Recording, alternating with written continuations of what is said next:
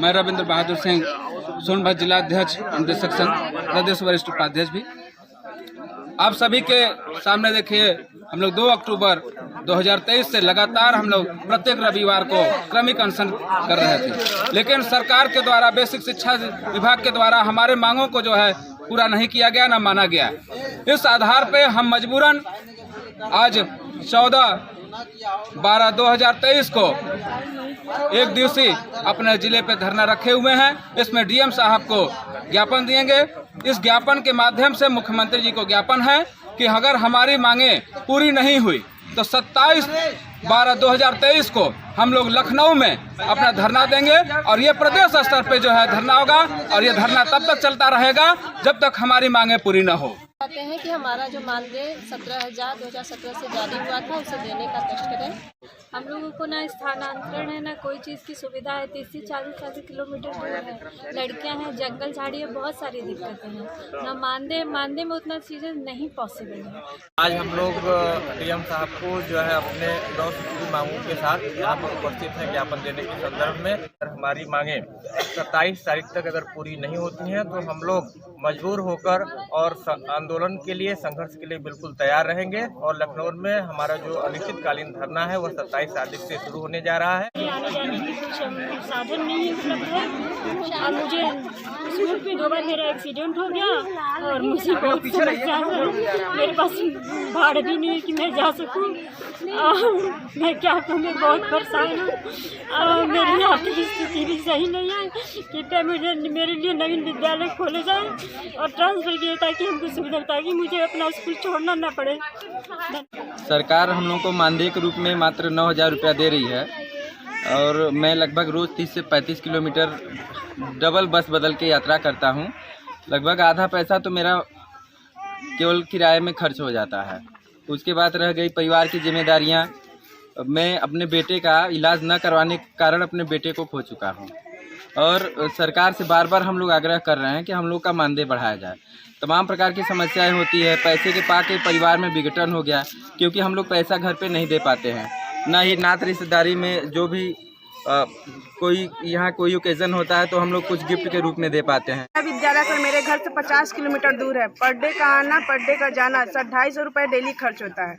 अब आप ये बताइए सर, 250 रुपये अगर डेली खर्च होता है तो बचता क्या है? मेरी ये समस्या है और सरकार से गुजारिश है कि हम लोग का ट्रांसफ़र जल्दी से जल्दी करें, क्योंकि ठंडी का मौसम है। सुबह हम सब 7 बजे घर छोड़ देते हैं और तो भी सर हम 9:30 बजे स्कूल तब पहुंचते हैं। इतनी दूरी है सर, 3 साधन बदलने पड़ते हैं तब हम स्कूल पहुंचते हैं। में हम लोगों का खर्च नहीं चल पा रहा है। हम ये पूछना चाहते हैं कि जो भी, चाहे अधिकारी हो, चाहे नेता हो, चाहे कोई भी हो, अगर 9,000 रुपये अपना खर्च चला ले तो हमको बताया। तो 9,000 रुपये में सर हम लोगों का खर्च नहीं चल पा रहा है। हम सरकार से आग्रह यही करेंगे कि हम लोगों का नियमित किया जाए, या जो हम लोग 17,000 कही है वो सरकार हम लोग 17,000 दे, और नहीं तो हम लोग अनशन के लिए जारी रखेंगे हम लोग। धन्यवाद सर। अनुदेशक एकता जिंदाबाद, जिंदाबाद। आवाज दो, हम एक हैं। आवाज दो, हम एक हैं। हमारी मांगे पूरी करो, पूरी करो, पूरी करो। मैं रविंद्र बहादुर सिंह, सोनभद्र जिलाध्यक्ष अनुदेशक संघ व प्रदेश वरिष्ठ उपाध्यक्ष। आप लोग जिला कैडेट में धरना प्रदर्शन कर रहे हैं, क्या प्रमुख मांगे हैं, किस बात को? मुख्यतः हम लोग का 2017 में 17,000 प्रस्ताव पारित हुआ था, जिसमें 17,000 का बजट केंद्र सरकार से हमको आ भी गया था यूपी सरकार में। लेकिन यूपी सरकार द्वारा हमें जो है 2017 से 17,000 नहीं दिया गया, जिस आधार पे हम हाई कोर्ट में भी गए। हाई कोर्ट में हमें जो है 2 बार जो है सफलता मिला। वहां से आदेश मिला कि हमें 17,000 दिया जाए 9% के ब्याज पे दर पे। फिर उसके आधार पे हम लोग सुप्रीम कोर्ट गए। सुप्रीम कोर्ट से भी आदेश हुआ कि यूपी सरकार तभी जो आए इनके साथ लड़ने के लिए जब तक 1 साल का 17,000 इनको मानदेय न दिया जाए।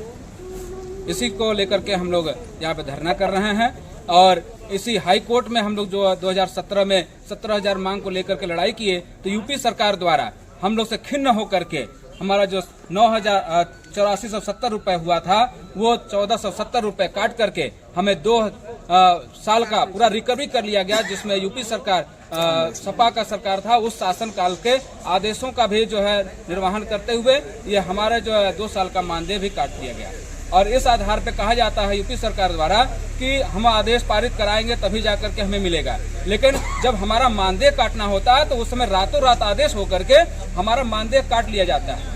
लेकिन जब हमको लाभ लेने की बात होती है तो वो कहते हैं बहुत सारी प्रक्रियाएं, वहां से आदेश कराना पड़ेगा, सब कुछ करना पड़ेगा, तब जाके आपको मानदेय मिलेगा। उस आधार पे हम लोग हाई कोर्ट और सुप्रीम कोर्ट से भी आदेश ला लिए, लेकिन यूपी सरकार हमारा जो है मांग पूरा नहीं कर रहा है। मांगे हैं कि पहले तो हम लोगों का जो मानदेय जारी हुआ था 2017 में 17,000 देने के लिए, वो सरकार के द्वारा नहीं दिया जा रहा है।